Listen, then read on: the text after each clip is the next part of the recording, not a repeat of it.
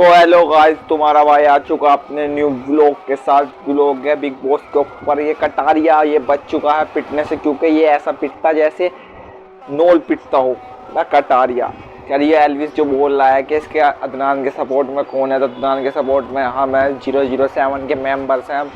कटारिया जैसे कहते हम सुअर बना देते हैं। कोई ज़्यादा बोल लगा तो एल्विस को मुंबई में ही आके देख ले, क्योंकि बिग बॉस तो अदनान ही जीतने वाला है। अयो बच चुका है नेजी भाई का। तो सर नहीं इतना बुरा पीटता कि जैसे बहुत ही बुरा पीटता। अरे क्योंकि हम इसके सपोर्ट में हैं अदनान के, क्योंकि अदनान ही बिग बॉस की ट्रॉफी उठाएगा। पिछली बार हमने मनव्वर को उठवाई थी, उससे पिछली बार हमने MC स्टैन को उठवाई थी, तो इस बार हम इसे उठवाएंगे अदनान शेख को, क्योंकि जीतेगा तो अदनान ही। और सिस्टम धरा का धरा रह जाएगा, क्योंकि सिस्टम तो गरीब लोगों का होता है, अमीर लोगों का तो क्या होता है रोला। इसके सपोर्ट में ये बंदे खड़े हैं, कभी हल्के में ले रहा हूँ। Bye bye, tata see you.